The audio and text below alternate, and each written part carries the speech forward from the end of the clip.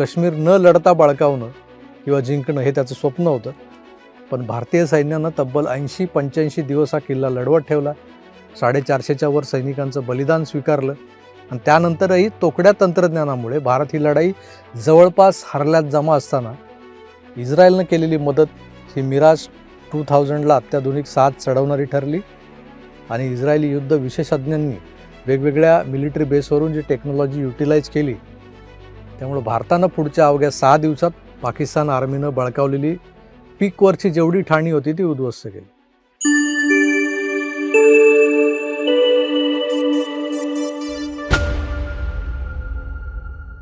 ...1999 साली झालेलं कारगिलचं युद्ध तुम्हाला आठवत असेल. हे युद्ध संपून आज 27 वर्ष झाली आणि दरवर्षी आपण जुलै महिन्यात तो कारगिल विजय दिवस साजरा करतो. यंदाही झाला. त्यानंतरही कारगिलचा हा जो काही विषय आहे तो ताजा आहे. काय तर नेटफ्लिक्सवर सध्या गाजत असलेली वेब सिरीज ऑपरेशन सफेद सागर. कारगिल युद्धासारखा विषय अतिशय उत्कृष्टपणे पटकथेत बांधून तेवढ्याच उत्तमोत्तम कलाकारांच्या अभिनयाच्या मदतीनं सादर केला जातोय. लोकांना ही सिरीज आवडते. हे युद्ध जेव्हा सुरू झालं तेव्हा आजच्यासारखी माध्यमं प्रगत नव्हती तेवढी, तरीही काही चॅनल्स हे कारगिलच्या युद्धभूमीवरून रिपोर्टिंग करत होते. त्यात आपली ती बरखा दत्तही होती. या बाईला तिकडं कशाला पाठवलं होतं, कोणी पाठवलं होतं आणि परवानगी कशी काय दिली गेली होती यावर आता काथ्याकूट होताना दिसतो. म्हणजे आता लोक बोलत आहेत त्यावर. कारण पाकिस्तानी फौजांना आपल्या बोफोर्स तोफांचं एक्झॅक्ट लोकेशन हे बरखा दत्तच्या रिपोर्टिंगवरून समजत होतं असं उघड झाल्यानंतर. किंबहुना तिच्याकडे एखादा सॅटेलाइट फोन असावा अशी शंका व्यक्त केली जाते आता. पण सामान्य भारतीयाला काय दाखवलं जात होतं तर एकीकडे हजारो फूट उंच पर्वत, ते द्रास सेक्टर, त्यातलं टायगर हिल, टोलोलिंग वगैरे अशी जी काही पीक्स होती म्हणजे हजारो फूट उंच, आणि त्या हजारो फूट उंचीच्या पीक्सवरून तिथे जी काही लष्करी ठाणी बनवली होती ती जी पाकिस्तानने बळकावलेली होती आणि तिथून डोंगर माथ्यावरून होणारा गोळीबार भारतीय फौजांवर आणि खाली त्या गोळ्या खाणारा भारतीय जवान, शत्रूवर आपले जवान खाली, मध्ये तब्बल 12 ते 19,000 फुटांची उंची, अशा परिस्थितीत भारतीय सैन्य लढत होतं. पण हे युद्ध लढताना जे आव्हान निर्माण झालेलं होतं ते म्हणजे शत्रूच्या त्या उंच ठिकाणांवर बसलेल्या सैन्याला खालून नेमकं लक्ष करायचं कसं. आणि याच आव्हानाला उत्तर म्हणून आखलं गेलं होतं ऑपरेशन सफेद सागर. भारतीय वायुसेनेनं कारगिल युद्धात सुरू केलेलं हे ऑपरेशन केवळ हवाई हल्ल्यांची मोहीम नव्हती, तर भारतीय सैन्याच्या जमिनीवरील लढाईला आकाशातून मिळालेली निर्णायक साथ होती. आमच्या पिढीला कारगिलचं युद्ध आजही ठळकपणे लक्षात आहे. त्यामुळे अनेक गोष्टी त्यावेळेला खटकायच्या, काही रिअलाइज व्हायच्या आणि ही वेब सिरीज पाहतानाही ते जाणवलं की या संपूर्ण कहाणीमध्ये जर का काही महत्त्वाचं असेल तर ते होतं शौर्य, बलिदान, तंत्रज्ञान आणि अशी एक आंतरराष्ट्रीय मदत ज्याबद्दल आजही फार कमी लोकांना माहिती आहे. ही वेब सिरीज एवढी मेहनत घेऊन जर बनवली गेली आहे तर त्यामध्ये त्या आंतरराष्ट्रीय मदतीबद्दल काहीच उल्लेख झालेला नाही आहे. हे कुठेतरी खटकतंय.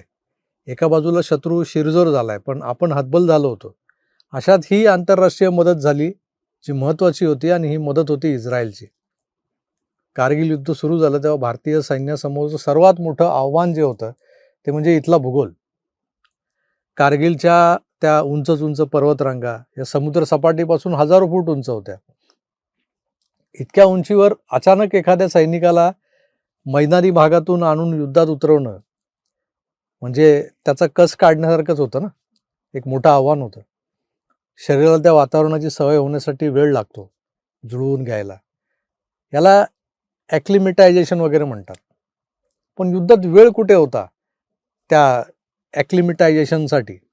एका बाजूला पाकिस्तानकडून घुसखोरी झाली होती आणि काही महत्त्वाच्या पोस्टवर त्यांनी ताबा मिळवलेला होता आणि दुसरीकडे भारतीय जवानांना त्या दुर्गम आणि उंच पर्वतरांगांमध्ये शत्रूनं बळकावलेली आपली एक इंच जमीन परत मिळवायची होती. शत्रू मात्र उंच ठिकाणी बसलेला होता. त्यामुळे त्याला खालून लक्ष करणं अत्यंत कठीण होतं आणि इथेच भारतीय वायुसेनेची जी काही भूमिका होती ती निर्णायक ठरली होती. भारतीय वायुसेनेनं ऑपरेशन सफेद सागर सुरू केलं. याचा उद्देश होता शत्रूच्या ताब्यात असलेल्या ठिकाणांची अचूक माहिती मिळवायची. इंडियन एअरफोर्सची एक तुकडी होती, गोल्डन ॲरो. ज्यांचं काम होतं रेकी करणं आणि शत्रूच्या ठिकाणांची माहिती मिळवणं. जे त्यांच्या MiG-21 खाली ते अतिशय प्रगत असे कॅमेरे लावलेले होते. त्यातून ते फोटोज घ्यायचे आणि या फोटोजचं नंतर विश्लेषण केलं जायचं. शत्रूच्या ताब्यात असलेल्या ठिकाणांची अचूक माहिती मिळायची. त्यामुळे त्यांच्या तैनातीचा अंदाज यायचा आणि त्यानंतर योग्य लक्ष्यांवर हवाई हल्ले करायचे. म्हणजे काय तर फक्त बॉम्ब टाकायचे नव्हते, तर आधी अचूक माहिती, अगदी परफेक्ट माहिती मिळवायची होती. कारण पर्वतरांगांमध्ये एक चुकीचा अंदाजही जीवघेणा ठरू शकतो. याच कामी भारतीय वायुसेनेच्या वैमानिकांनी अत्यंत धोकादायक मोहिमा केल्या आणि या शौर्याच्या कहाणीमध्ये एक नाव कायमच लक्षात राहतं, स्क्वॉड्रन लीडर अजय आहूजा. वेबसिरीजमध्ये तुम्ही पाहिलं असेल. अजय आहूजा हे कारगिल युद्धात महत्त्वाच्या हवाई मोहिमांमध्ये सहभागी होते. ते शत्रूच्या तैनातीची माहिती मिळवण्यासाठी त्या एक प्रकारच्या रेकी मिशनवर होते. पण अचानक त्यांच्या विमानाला शत्रूच्या स्ट्रिंजर मिसाईलचा फटका बसला. विमानानं मागून पेट घेतला आणि त्या क्षणी त्यांनी कंट्रोल रूमला परिस्थितीची माहिती देण्याचा प्रयत्नही केला, पण विमान कोसळू लागलं. आहूजा यांनी पॅराशूटच्या मदतीने इजेक्ट केलं, खाली उतरण्याचा प्रयत्न केला, पण दुर्दैवानं ते शत्रूच्या ताब्यात असलेल्या गावातच उतरले. तर यानंतर त्यांच्यासोबत जे घडलं ते अत्यंत वेदनादायक तर होतंच. त्यांचा मृतदेह सापडल्यानंतर त्यांच्या मृत्यूबाबत गंभीर प्रश्न निर्माण झाले होते. कारण युद्ध कैद्यांबाबतचे सारे संकेत, आंतरराष्ट्रीय नियम जे असतात युद्धबंद्यांचे, ते सगळे धाब्यावर बसवून अजय आहूजांना पाकिस्ताननं मारलं होतं. त्यांच्या लेखी तो एक हिंदुस्थानी शिपाई होता, पण देशानं एका शूर सैनिकाला गमावलेलं होतं. तर कारगिल युद्धात आणखी एक हृदयाचा ठोका चुकवणारी घटना म्हणजे फ्लाईट लेफ्टनंट नचिकेता याची कहाणी आहे. अत्यंत गुणी असा तरुण वैमानिक. कारगिलमध्ये जे ऑपरेशन सुरू होतं त्यात त्याच्याही विमानावर हल्ला झाला. त्यानेही जे केलं पॅराशूटच्या साहाय्यानं तोही खाली उतरला, पण तेही भारतीय हद्दीत उतरता आलं नाही. त्यांना पाकिस्तानी सैन्यानं पकडलं. काही काळ ते युद्धकैदी होते. त्यांच्यावर प्रचंड मानसिक दबाव टाकण्यात आला, शारीरिक छळ सहन केला त्यांनी, मानसिक त्रास सहन केला. पण शेवटी भारताच्या डिप्लोमॅटिक प्रयत्नानंतर नचिकेताला भारतात परत पाठवलं आणि जेव्हा ते भारतात परतले तेव्हा देशानं त्यांचं ज्या पद्धतीनं स्वागत केलं ते दृश्य आजही विसरणं कठीण आहे. कारण तो केवळ एका सैनिकाचा विजय नव्हता, तो संपूर्ण भारताच्या जिद्दीचा विजय होता. पण ऑपरेशन सफेद सागरची कहाणी इथं संपत नाही मित्र. या युद्धात भारताला एका अशा देशाची मदत मिळाली, जसं मी म्हणालो सुरुवातीला, त्याच्याशी भारताचे जे काही आत्ता संबंध आहेत ना, तितके मधुर संबंध नव्हते त्यावेळेला. ते जे संबंध, त्याची नुसती सुरुवात झाली होती. ते नुकते कुठेतरी असे मजबूत होऊ लागले होते. तो देश म्हणजे इस्रायल. कारगिल युद्ध सुरू झाल्यानंतर भारताला काही अत्यंत महत्त्वाच्या संरक्षण उपकरणांची आणि तांत्रिक मदतीची गरज निर्माण झाली होती. याच काळात इस्रायलनं भारताला मदत करण्यासाठी वेगानं पावलं उचलली. दिल्लीपासून बेंगळुरू आणि पुण्यापर्यंत भारतीय वायुसेनेच्या उपकरणांना आणि विमानांना आवश्यक तांत्रिक मदत देण्यात आली. यामध्ये इस्रायली संरक्षण तंत्रज्ञान जे आहे त्याचा मोठा उपयोग झाला. विशेषतः अचूक लक्ष्य भेदनासाठी आवश्यक असलेलं ते लेझर गायडेड मिसाईल्सवालं तंत्रज्ञान आणि इस्रायलनं पुरवलेल्या शस्त्रसामुग्रीमुळे भारतीय वायुसेनेची क्षमता वाढली, ताकद वाढली. जी विमानं कारगिल युद्धाच्या वेळच्या तंत्रज्ञानाचा जर विचार केला तर ती थोडीफार कालबाह्य होत चालली होती. नाही म्हणायला लेझर गायडेड मिसाईल्स लोड करू शकत असलेली मिराज 2000 सारखी अत्यंत महत्त्वाची विमानंही होती आपल्याकडे, पण ती होती संख्येनं कमी. आता मिराज 2000 हे फ्रान्समध्ये तयार झालेलं विमान, त्याला जोड मिळाली ती भारतीय वैमानिकांच्या शौर्याची, त्यांच्या धाडसाची, आणि त्या शौर्याला साथ मिळाली ती इस्रायली तंत्रज्ञानाची. युद्धाच्या उत्तरार्धात या सगळ्यांचं मिश्रण कारगिलच्या आकाशात दिसून आलं आपल्याला. मिराजला लेझर गायडेड मिसाईल्स अटॅच केली गेली आणि ती करून देणारं इस्रायल होतं. कारण युद्ध सुरू झाल्यानंतर परिस्थिती अत्यंत गंभीर होती. सुरुवातीला भारताला मदत हवी होती, पण ती युद्धात महिनोन्महिने वाट पाहण्याची मुभा नसते हे दाखवणारी होती. की तुम्ही महिनोन्महिने बसून राहाल तर काय होणार आहे.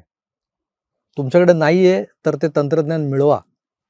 ते उपलब्ध अशा भारतीय प्रणालीमध्ये बसवा, वैमानिकांना आणि तांत्रिक कर्मचाऱ्यांना त्याची माहिती द्या. हे सगळं अत्यंत कमी वेळात करायचं होतं. आणि म्हणून कारगिल युद्धात भारत इस्रायल संरक्षण सहकार्याचा हा अध्याय अत्यंत महत्त्वाचा मानला जातो. ही मदत केवळ शस्त्रांची नव्हती, तर टेक्नॉलॉजी, टेक्निकल एक्सपर्टीज आणि युद्धाच्या गरजेनुसार जे जलद सहकार्य अपेक्षित होतं त्या जलद सहकार्याची होती. भारत आणि पाकिस्तानमध्ये झालेल्या शिमला करारानुसार हिवाळ्यात LOCवरच्या उंच शिखरांवरच्या ठाण्यांमध्ये जिथं मायनस टेम्परेचर असतं त्या पिक्सवर सैनिकांचा जीव धोक्यात न घालता ती ठाणी रिकामी करून खाली उतरायचं असतं. पण भारतीय सैन्यानं करार पाळला. त्यांनी ती ठाणी रिकामी करून खाली उतरल्यानंतर पाकिस्ताननं आपलं सैन्य त्या ठाण्यांवर कब्जा मिळवायला त्या शिखरांवर चढवलं. पाकिस्तानच्या लष्कर प्रमुख परवेज मुशर्रफची आयडिया होती. काश्मीर न लढता बळकावणं किंवा जिंकणं हे त्याचं स्वप्न होतं. पण भारतीय सैन्यानं तब्बल 80-85 दिवस हा किल्ला लढवत ठेवला. 450च्या वर सैनिकांचं बलिदान स्वीकारलं आणि त्यानंतरही तोकड्या तंत्रज्ञानामुळे भारत ही लढाई जवळपास हरल्यात जमा असताना इस्रायलनं केलेली मदत ही मिराज 2000ला अत्याधुनिक साथ चढवणारी ठरली आणि इस्रायली युद्ध विशेषज्ञांनी वेगवेगळ्या मिलिटरी बेसवरून जी टेक्नॉलॉजी युटिलाइज केली त्यामुळे भारतानं पुढच्या अवघ्या 6 दिवसात पाकिस्तान आर्मीनं बळकावलेली पीकवरची जेवढी ठाणी होती ती उद्ध्वस्त केली. त्यामुळे एक कृतज्ञता म्हणून तरी इस्रायलच्या या मदतीचा पुसटसा उल्लेख या वेब सिरीजमध्ये व्हायला हवा होता, पण दुर्दैवानं तो टाळलाय. असो, कारगिल युद्धात भारताची बाजू सुरुवातीपासूनच लंगडी होती. त्यात बरखा दत्तसारख्या पाकड्यांच्या हितचिंतकांना थेट बॉर्डरवर नेणं हे त्यावेळेच्या सरकारचं काय म्हणायचं सरकारशी घोडचूकच म्हणायची ती. पण वेळेवर इस्रायलनं मदत केली. इस्रायल सोबत आहे म्हटल्यावर चीन तटस्थ राहिला. नाहीतर भारताला एकाच वेळी 2 किंवा 3 आघाड्यांवर युद्ध लढायला लावायचं होतं पाकिस्तानला. आणि तसं युद्ध लढावं लागणं म्हणजे दुसरा दारुण पराभवच होता आपला. आपल्या सुदैवानं तो नाही झाला, पण त्यात इस्रायलचा वाटा मोठा होता. हे स्वीकारलं असतं तर बरं झालं असतं. हे झालं माझं मत. यावर तुमचं मत काय ते कमेंट करून जरूर कळवा. मी तुर्तास इथेच थांबतो. पुन्हा भेटूच, तोवर आपली काळजी घ्या आणि पाहत राहा आपलं आवडतं YouTube चॅनल आकार DG9. धन्यवाद. नमस्कार.